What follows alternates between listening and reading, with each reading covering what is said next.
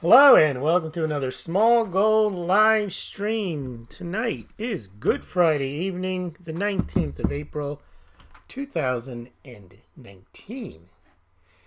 In tonight's topic, Bitcoin goes nuclear. Welcome Smaulgld, mug stackers and game changers. We've got a bit of a good show tonight. We've got some updates on the 2020 election. Got some climate change news for those of you interested in global warming. And we also have some fallout from the Mueller report. And let's get at the markets before we move into the top stories. No gold and silver trading today, so we don't have much to report on there. Markets closed for Good Friday. The crypto markets are, well, let's just go through them. They're pretty much flat, but I'll give you some numbers just for point of reference. Bitcoin is up 0.25% over the last 24 hours at about $5,280. Ethereum is at about $174, up about 1%. XRP at 33 cents, down about 1.5%. Bcash just a shade under $300, minus 2.5%.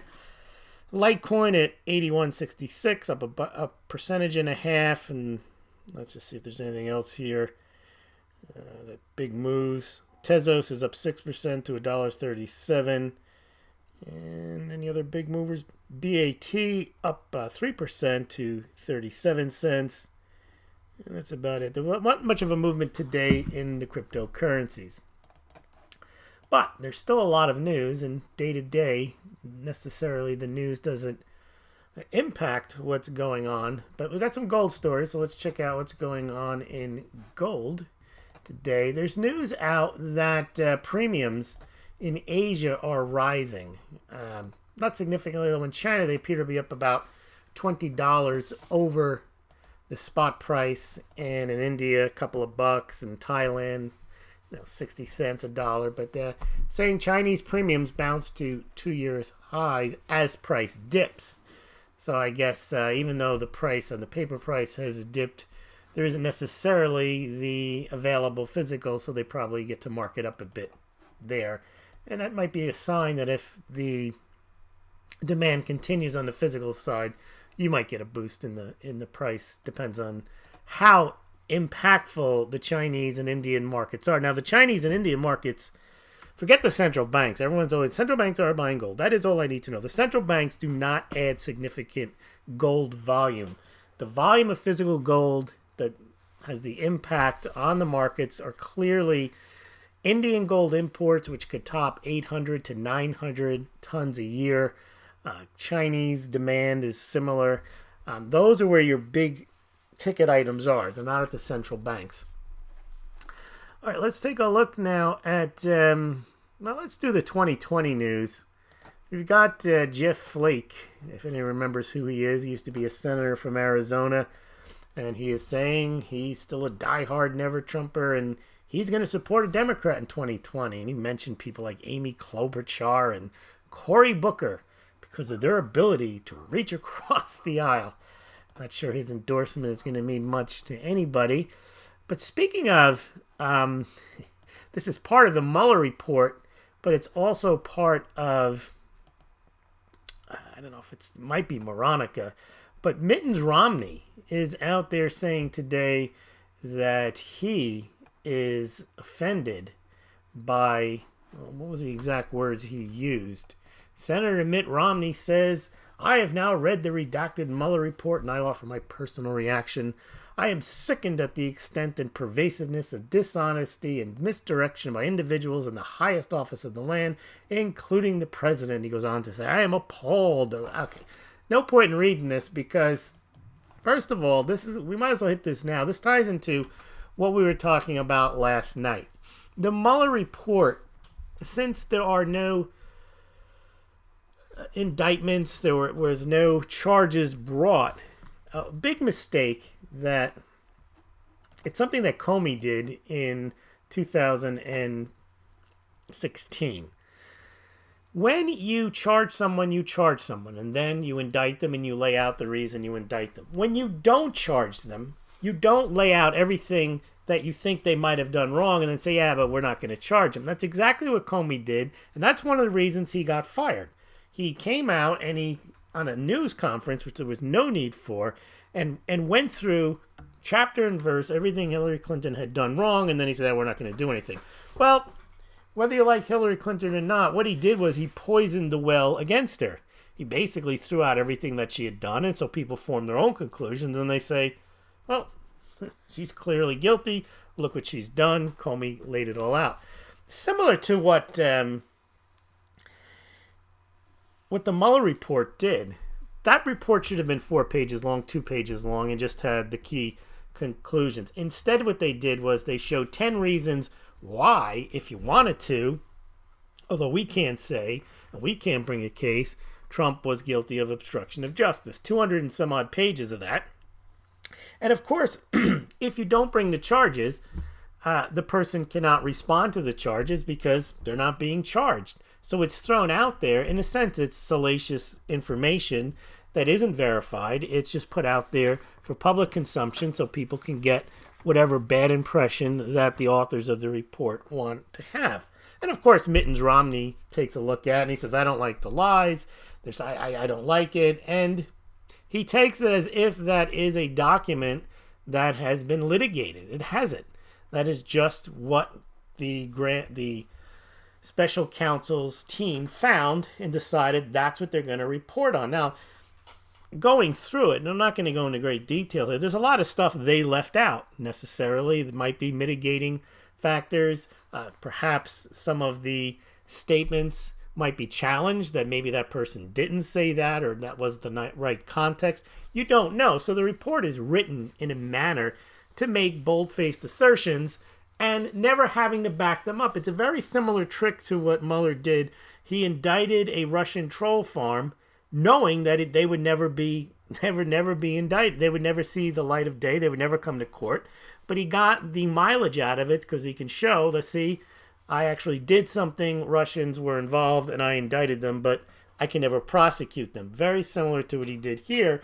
Hey, look, Trump did these 10 things, and they're all bad, aren't they? But, I'm a world-class prosecutor, but I'm not going to do anything about it. I'm going to leave it to you guys to mull over. And, of course, nothing is going to happen, because even if they were to try to bring impeachment proceedings on the basis of this, they're not going to get 2/3 votes to remove Trump from office. All they're going to do is be able to say, hey, there's another president that was impeached, and therefore that's going to hurt him. Now, strategically, as I've mentioned before, it's not that bright because they tried that with Clinton, and it actually made him more popular.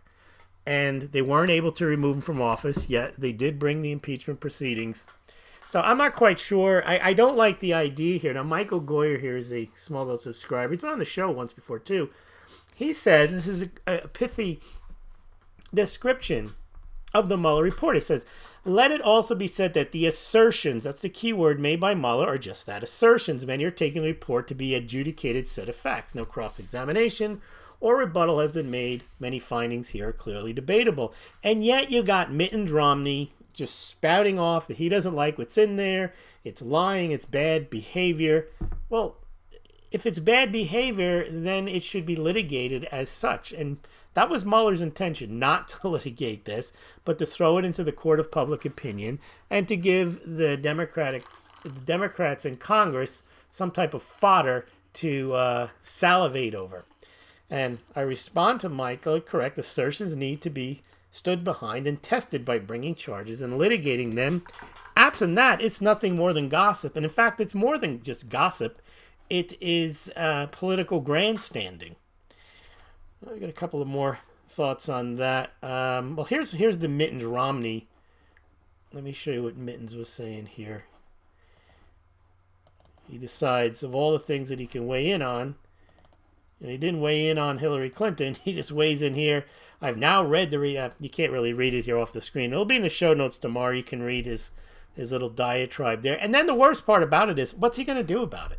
So we now know that he is sickened. He's selectively sickened, and he's appalled. He's sickened and appalled. Okay, and he has an opinion. He doesn't like it. But again, what's he going to do about it? He's not going to do anything, and he can't do anything. He's not. Well, maybe he'll vote for impeachment. Maybe one of the 49 senators that vote for it. You need 66, 67. But the other point about this is they keep saying, but Trump wasn't exonerated. Don't you understand? He wasn't exonerated. This is a perversion of the judicial system. Prosecutors don't clear anyone. They don't exonerate anyone. The way they exonerate you is by not bringing charges against you. Now you're exonerated. To throw that in there is that I didn't exonerate him is moral grandstanding. It's like, I have not deemed you worthy of exoneration. I'm just not going to charge you with the crime, which is his only job. Prosecutor's only job is to prosecute or not to prosecute. It's called declination, or you bring charges. One or the other. You don't get to say, well, I didn't bring charges, but I'm not exonerating you either. He's not the Pope. He doesn't decide that you're a good guy or a bad guy. And yet, that's the position that both Comey, with respect to Hillary Clinton, and with and what Mueller did with respect to Trump. Now, the difference between the Comey information about Clinton was he threw that all out there, and then he exonerated Hillary. Actually, he did the worst possible thing you can do. He threw out all the information, which he shouldn't have done. And then, based on all that information, you would think, well, then you should have brought the charges, but he didn't. Now, in this case, that's because they wanted her, as it turns out, they wanted her not to be charged. What Mueller did, and actually, from a lawyer's perspective, if someone wanted to bring a case, and James Baker, the general counsel of the FBI, he looked at the facts and he said, hey, you got to, what she did is easily indictable and winnable in a court of law. Now, what Mueller did was he realized he didn't really have a case. So instead of just saying, we looked at everything and we couldn't find anything, he was embarrassed enough because there was no collusion. That's a fact. They couldn't come up with anything there. So they figured, well, now that we've created this collusion narrative, we could try to catch Trump trying to prevent us from finding something that isn't there. That's essentially what they're trying to do with this obstruction nonsense. And we really can't get him on that either because there is no underlying crime, and he's really just expressing his innocence and his pleas to, like, this, I didn't do it. And they couldn't get him on that, so instead they write 250 pages about how it's possible that Trump obstructed justice. Again, this is not how it should be working. It's a travesty of justice because prosecutors don't clear anyone. I say they indict or they STFU unless they want to be political. And the whole problem with all this has been that this has been a political thing rather than people trying to find the truth. Because if they were really worried about Russian interference to the election, it wouldn't have focused only on Trump. It would have focused on, and you would add it in China, you would add it in all foreign countries, and it wouldn't have been a special prosecutor. It would have been a counterintelligence investigation to find out how countries interfere in United States presidential elections. Not how is it possible we can nail this all on Trump. And that's essentially what they did. What's this one here? Now, another article comes out in the National Review. It says the Mueller report should shock our conscience. And it's the same issue here. They've decided they just buy whatever's in the report. It's designed to be against Trump. And they make the same type of things that Michael was talking about. Just bald-faced assertions. And my response is, it's a report in which you assume all that is in there is true. You read the report and you're like, now I am sickened and appalled, which is essentially what this David French, writer for the National Review, is saying. And again, the best way to determine the truth of whether there was any wrongdoing would be you bring charges and litigate them. If you don't do that, then all you're doing is spreading what appears to be, you're trying to influence the reader. You know your report's going to get widespread dissemination. You know the Democrats are going to get it, and you try to make it as salacious as possible. And then, even so, if you read everything in the report, which I've now done, they get to the bottom and say, yeah, but there's nothing there.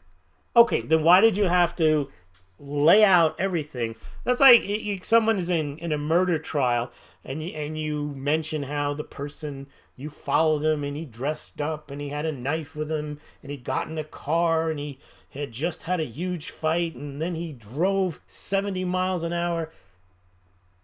and he never went to the scene of the crime, and then you say, but he never went to the scene of the crime. But now you've got this image of some bloodthirsty guy with a knife in his hand, drunk, driving 90 miles an hour, yelling and screaming at the last person he spoke to, and then you say, but he never came within 50 miles of the murder scene.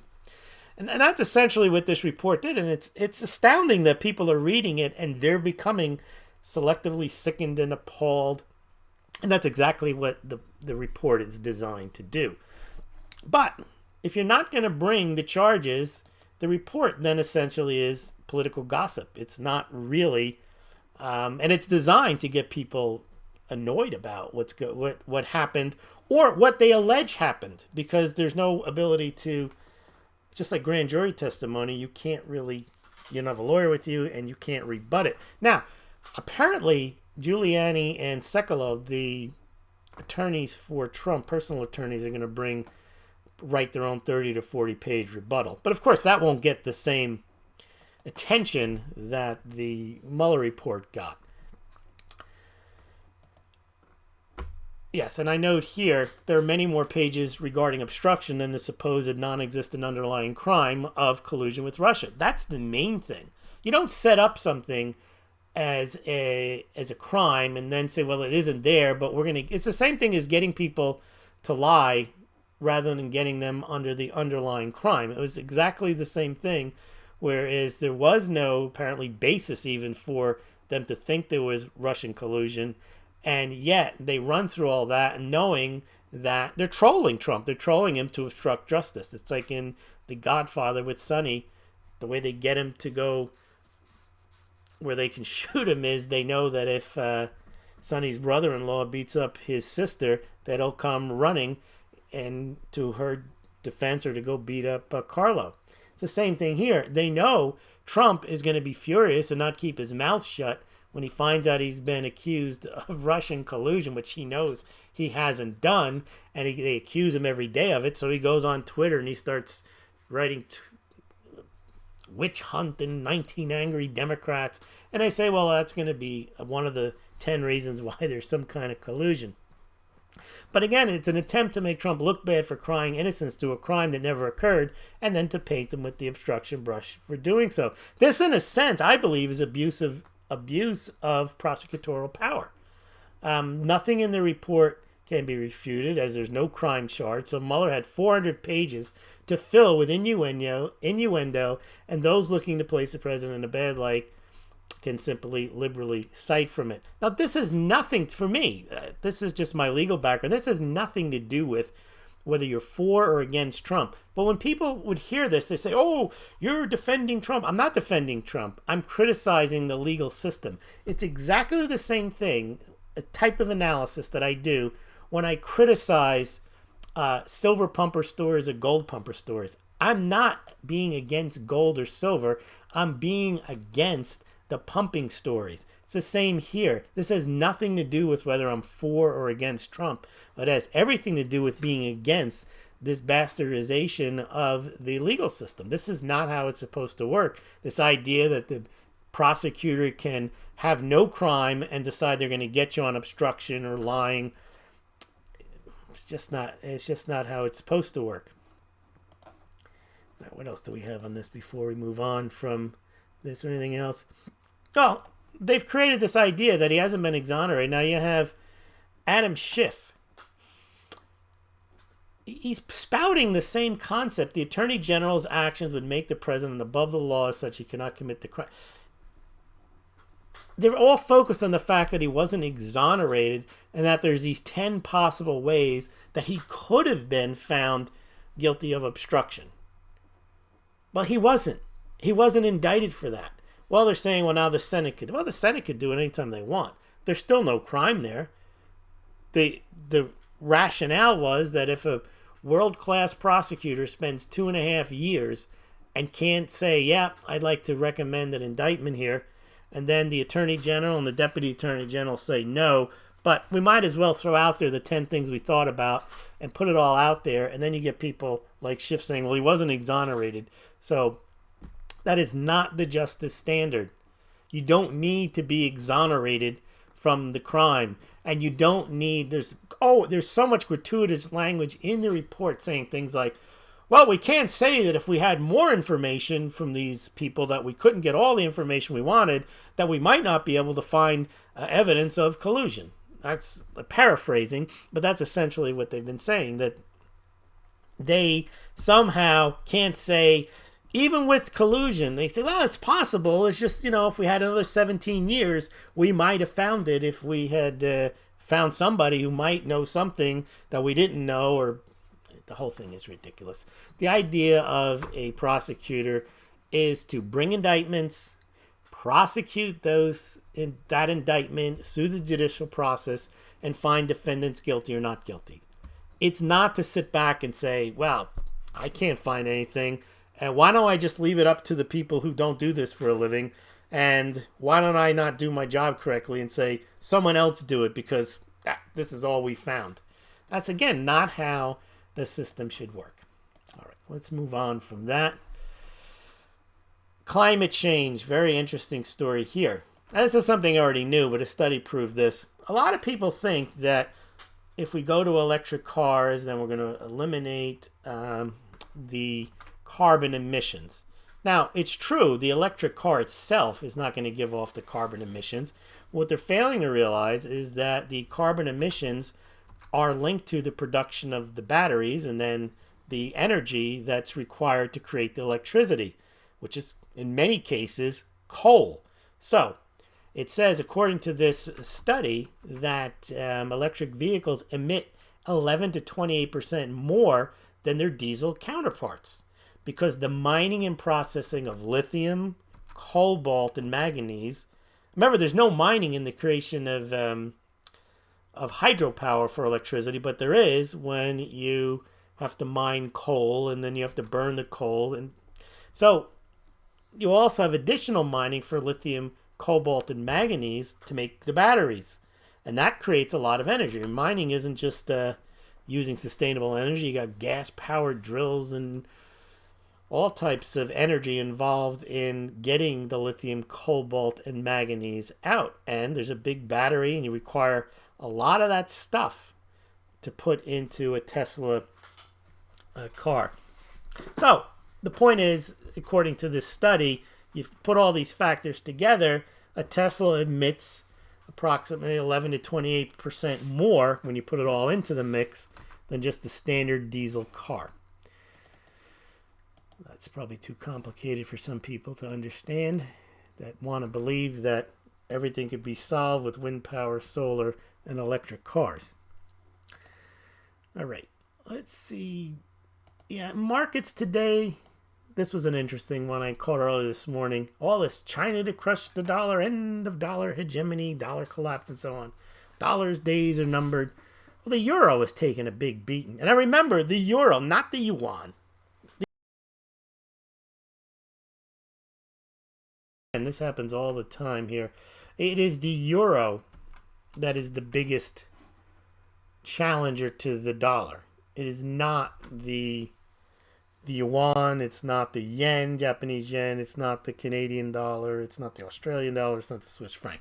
It is the euro, and the euro is taking a beating. So all this nonsense about dollars' days are numbered, I get all that. I get the United States has unfunded liabilities and it has tremendous debt. But when you match it all up against all the other currencies have more, if or the same, or if not a lot more debt than the United States, like China, the Eurozone, the ECB, as we saw the other night, has an even bigger balance sheet than the Fed, and they don't have the military. And the most important thing is they don't have the demand internationally for their currency. No one issues bonds denominated in Chinese yuan.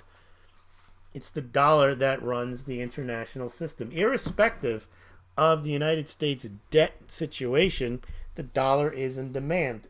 I'm not saying that this is how I would do it, but remember, my analysis, just like when I analyze Bitcoin or anything else, is not based on how I want the world to be. It's what I see happening. So these people, they just cheerlead, end of dollar hegemony, because they're just rooting against the dollar. or Bitcoin is zero. They're just rooting. They don't have any real basis for their beliefs. They want these things to happen, so they just insist that they're going to happen. And that is all I need to know. Gold's going to rise, silver to skyrocket. 10 years is a thing going nowhere, but they still believe it. They refuse to look at other things that are happening in the world. It's the same with the dollar. All they want to see is the negative about the dollar. They don't want to hear about the negatives about any other currency.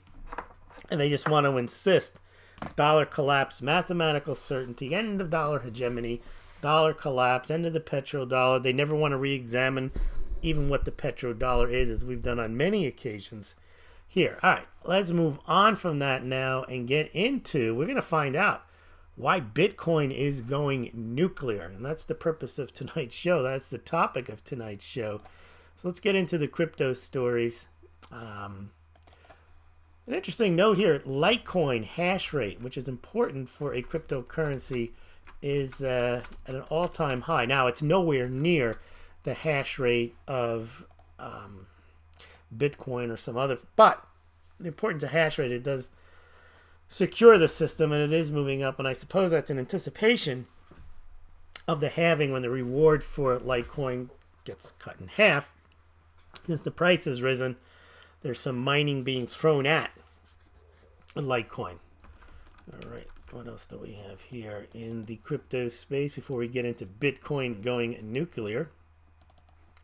Interesting story here. It's funny because I always talk about art, modern art, and how the market is relatively small, and prices for modern art, Andy Warhol, Pollock, stuff that a lot of people would just look at and say, why is this worth anything? It's stupid. A child can do it. And I like to point out all the time is not only is it rare, but that's not what makes it worth something, is there are enough people who actually appreciate a bunch of scribbles or paint blotches on canvas that they're willing to pay $40 million. That annoys many people. Now, I don't know why they get annoyed. It's not their money. Well, it's a sign of something wrong. It's just the Fed. They just get PO'd that people either have that kind of money or they're spending that kind of money on what they deem not to be valuable, because only gold is valuable. Gold is money, period. Everything else is just credit. They just like to repeat themselves, and they're mad that gold isn't worth $50,000, like Dim Rickards says, is supposed to be, or $10,000, whatever the number is. And why isn't silver higher? Because J.P. Morgan is buying silver. They are buying silver eagles, and they are buying silver maple leafs. Yeah, they just want to repeat themselves, and they refuse to see that there is a market for. And these are people that are free market people, but they refuse to give the free market the credibility it deserves when it doesn't value the assets that it wants valued higher. So if it decides in an Andy Warhol painting of a picture of a Campbell's soup is worth $80 million, they get mad. They're just mad because they think the free market should be valuing silver and gold higher, and yet then they say, well, it's manipulation. Okay, anyway, the point here is now they're going to, this is interesting. I don't know if anyone's going to go for this, but you can buy fractional shares in this type of artwork using Bitcoin. But it does show how Bitcoin is entering into many areas and aspects of the overall society. All right, let's look at regulation now. Now, this whole back thing, I'm not sure if this story is true or not. And in fact, no one from BACT or Intercontinental Exchange, which is the owner of New York Stock Exchange, which is one of the participants in the BACT program that is supposed to launch, is they're saying they haven't received their CFTC approval yet. And from what I understand, it has to do with the storage. And that's never been, as far as I can tell, that is a hurdle that the SEC has gotten over, and we now have institutional storage companies being run by Fidelity and other large institutions. So I'm not sure why that would be a problem for the New York Stock Exchange, Microsoft, Starbucks, and the Boston Consulting Group here. I've heard that the issues holding up the Bitcoin ETFs, same thing, are not the storage issues, but more the issues of not being able to have proper market surveillance on exchanges, the prevalence of fake trading, which Bitwise pointed out in their application to the SEC for their ETF, that 93%, 95% of Bitcoin trading is indeed just wash sales and fraudulent trading.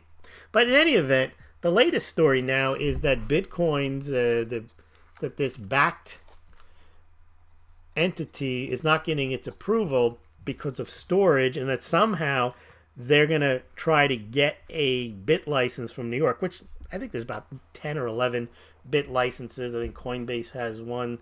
We've seen smaller companies get them too. Companies that make ATM machines.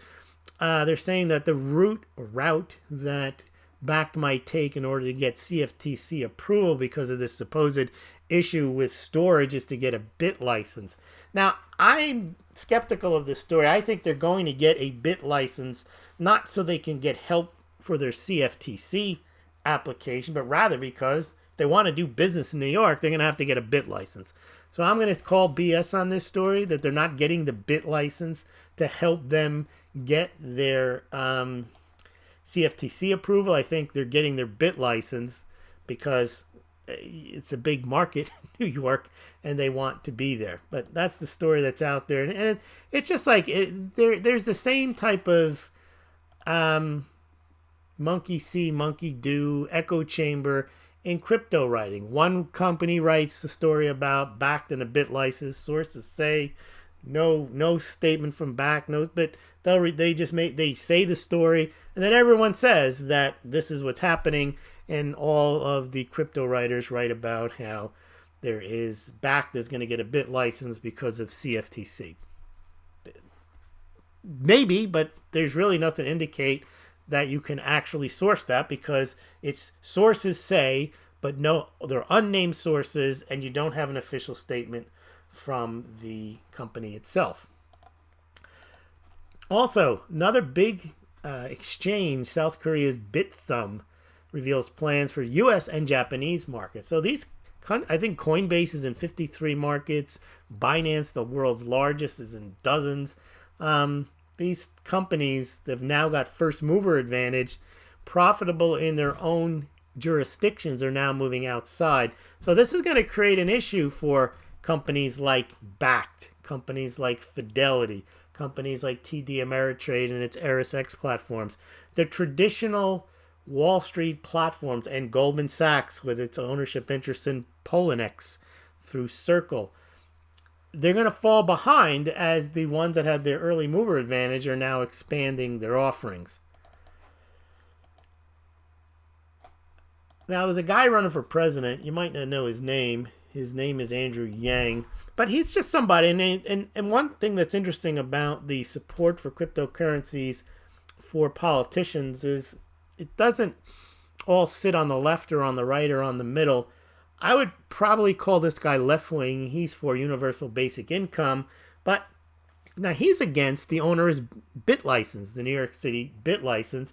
He wants regulation on Bitcoin. None of them are talking. No one's running for president saying we have to eliminate Bitcoin. They're all talking about making regulation. Even Lizzie Warren is talking about regulation. They're talking about banning the Bitcoin.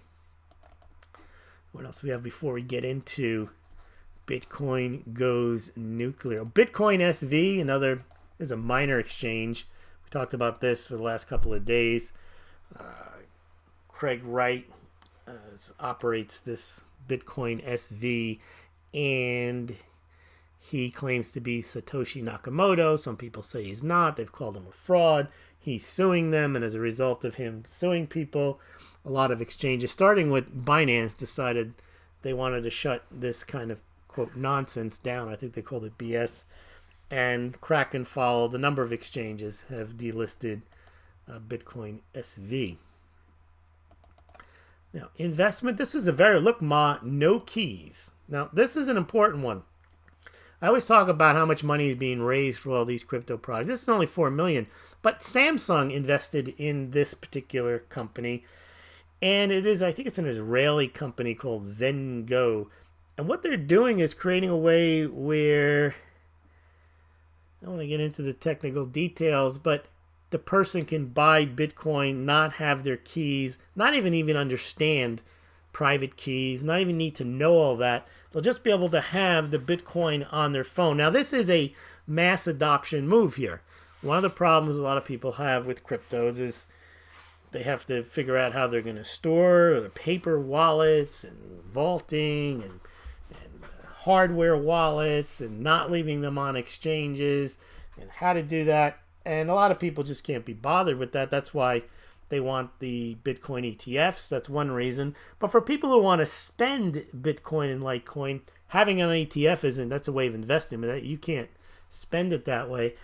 This particular company purports to be able to just preload some type of software wallet without the private keys, and then you have access to the Bitcoin, probably, I guess, by password or something like that.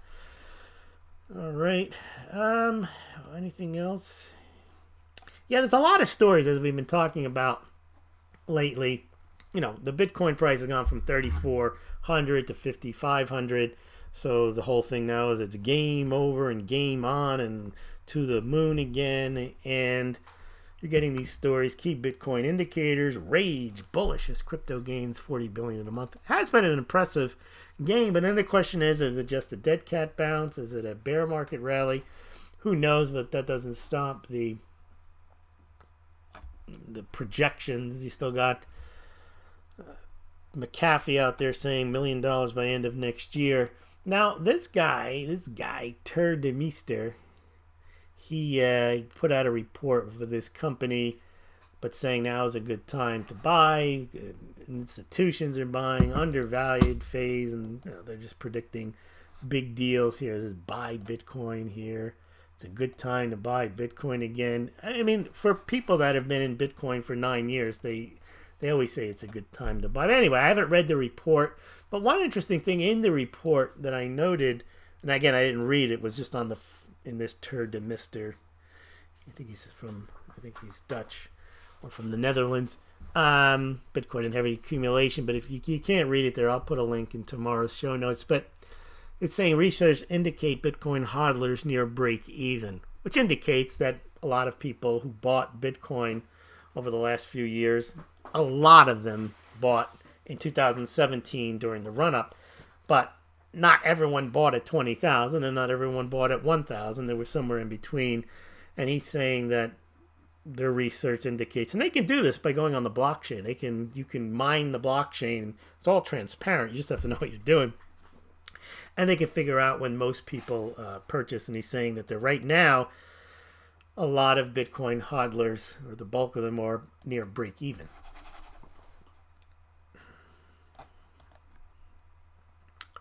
All right, let's get into Bitcoin goes nuclear, because this is a very, very interesting story. This comes to us from Belarus. So anyone knows about Belarus? It is in Northern Europe, near Russia. It's part of I was going to say the Balkans. That would be incorrect. Near the Baltic Sea.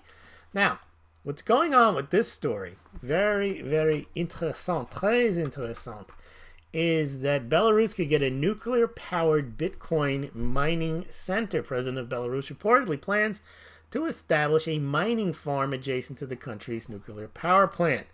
So I did a little research on this. I looked at the Russian language reports, and apparently it appears to be true. They're building, and they're going to have completed this year, a nuclear power plant, and this president supposedly met with the IT community, and they want to set up something whereby they have an entire IT area set up. They're trying to encourage that investment, and he's pledged his support for the development of Bitcoin mining center. And the interesting thing is that he's taken a personal interest, according to the reports that I managed to dig up. He says here, "You are my children. I've created you with my own hands as well as I could. You wanted cryptocurrencies, crypto exchanges, crypto mining, and the rest. You wanted to set up crypto mining farms. Now you are grown up and can suggest where we move from here. We're going to move in this direction as effectively and as far as you like." So he's talking about saying, planning to establish the Bitcoin mining farm data center directly adjacent to the Belarusian nuclear power plant, and they expect it to go into full-fledged operations by the end of 2019. Now, this is something that is a very big development, not for its one-off newsworthiness, but the fact that we've noted before that Russia, Kazakhstan are the two largest central banks that are buying gold.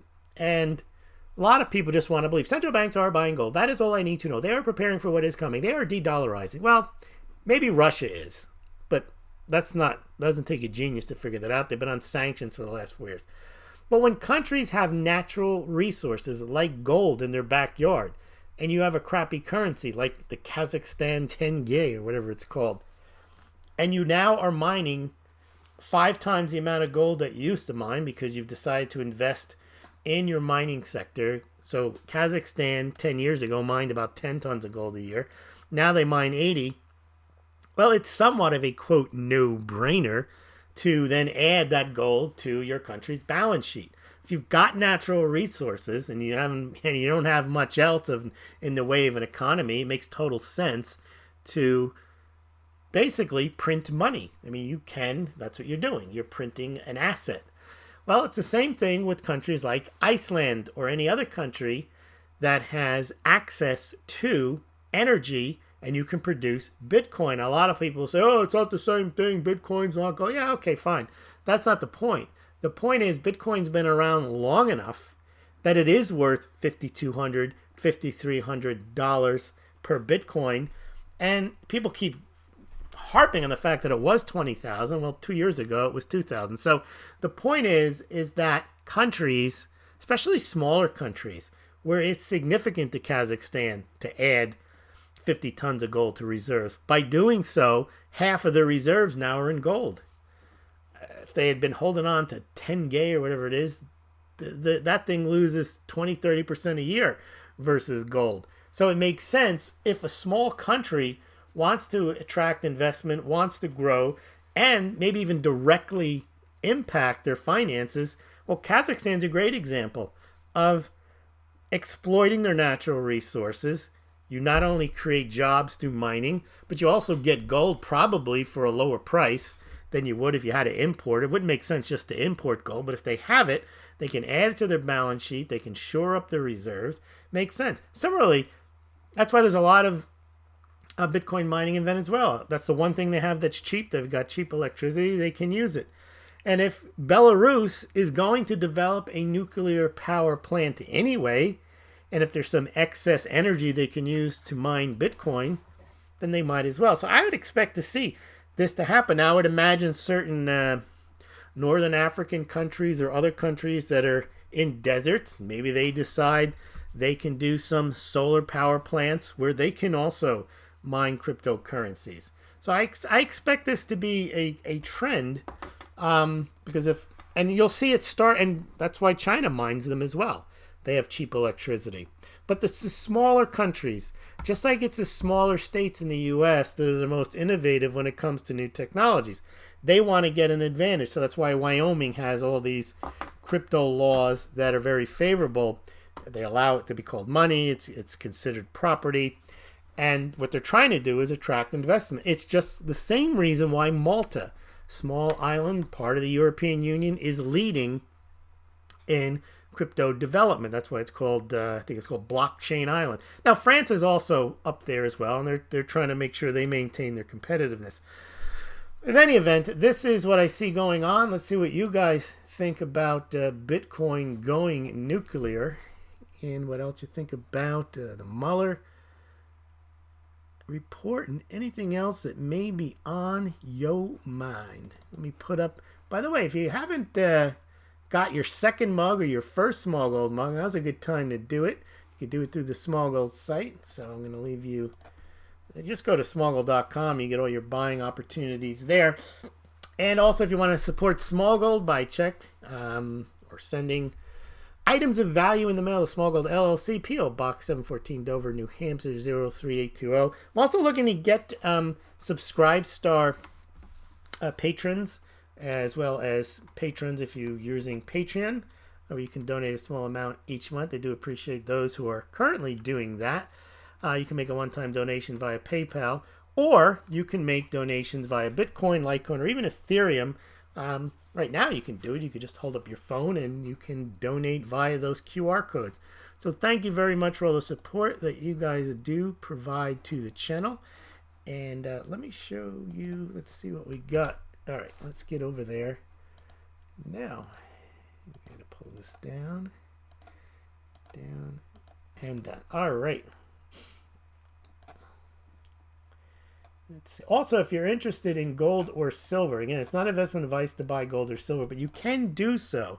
And I encourage you to do so if you've done your research and you want to buy gold and silver through the Smaulgld links from SD Bullion, Golden Eagle Coins, and Money Metals Exchange. If you click on those links below this BitShooter YouTube or on the Smaulgld site, Smaulgld gets a small commission. So you can go over there and you can compare pricing and shipping.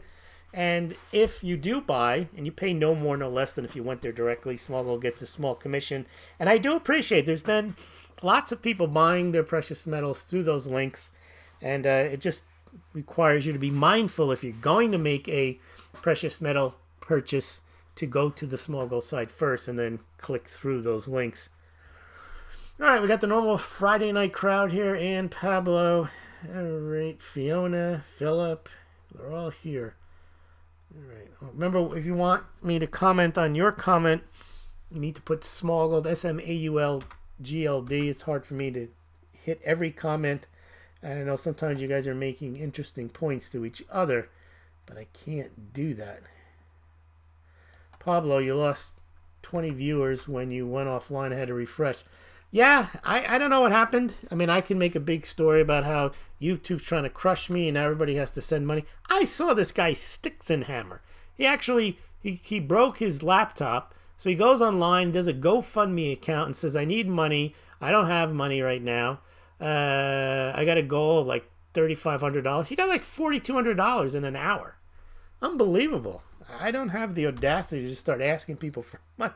Oh, well, I'm not saying he said this, but I hear people, oh, they're trying to shut me down. YouTube is trying to screw me. And I don't know if they're doing that. I think he's just asking for money. I have no problem asking for money as long as it's honest. I'll ask for it, but it's basically for I want it, not because of any type of rationale. It's just if you appreciate the channel and you want your content creator to continue to create content on a near daily basis, you need to support it. But I'm not going to make up. I'm not saying he made it up, but I'm not going to say, oh, you know, I need a new microphone, so send me money. I don't know. GoFundMe. All right. What else do we have here? I got nothing. You guys just like chatting with each other. That's fine. Seth is here. Hello, Seth. Coins AZ is here. All right. Look, we got no one calling me out. That's fine.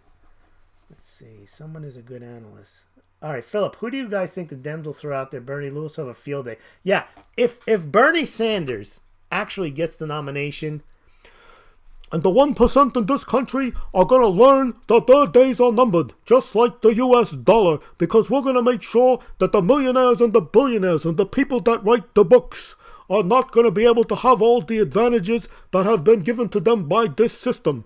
And then we're going to make sure that Donald Trump shows his tax returns. And we're going to look into the books that he's written and find out what's going on. Because we cannot have free health care. We can't have free college. We can't have free anything unless, all right, there we go, Bernie. What else do we got here? The millionaires and the billionaires. Philip McCain says, hi, audio cutting out. It's probably cutting out because I was yelling and screaming, Bernie. Because they're talking about Abra.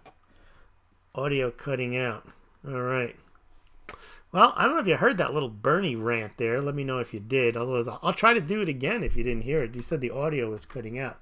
Was the audio cutting out? Now no one's talking. Interesting. Guys, chat 12 comments per second. All right, everyone. So now I want to tell you what you should be doing is you should be writing checks and you should be sending Smaulgld money. You can do it with Bitcoin. You could also do it with the Litecoin. But the one thing you need to do is, if you're part of the 1%, the 10%, the 50%, or anybody that has money, you should be sending it to Smaulgld, because he's not part of the 1%. And he hasn't written a book yet. So how do you expect him to become a millionaire or a billionaire? All right. You guys saying you heard it? Millionaires and billionaires. All right. Let me check my wallets and see if I got any donations. I should probably do a 24-hour burning marathon. Or I just spout Bernie. Say whatever comes to mind. Would you like that? All right. I actually picture Bernie when you imitate him, waving his finger, his hair all wild. Talking about the 1% in this country. And then the poor, they starve to death. Yes, they do. Yes, send fiat. No, send the fiat money to Smaulgld. He'll go to the post office, which is a very good institution that we should be supporting more. Bernie's going to run. He is running. He's going to write another book. All right, everyone. Thanks. Thanks for all the donations, and we will see you tomorrow night, because tomorrow is Saturday Night Silver with Smaulgld. And remember, silver is not for the 1%. Silver is for the 10%. Gold is for the 1%. And Bitcoin is for the 1%.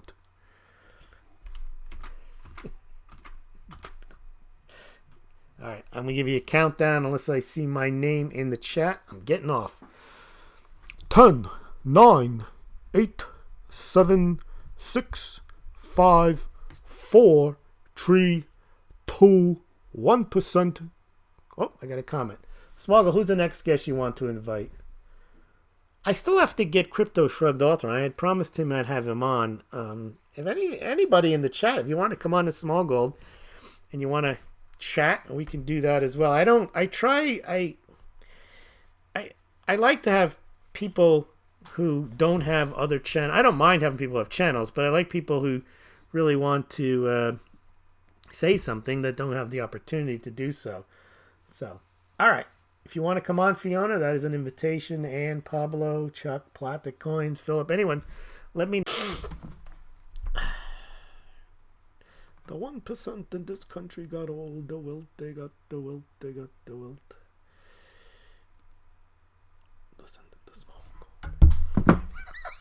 Email me and maybe I'll be Bernie and I'll interview you guys. Ask you if you're part of the 1% in this country.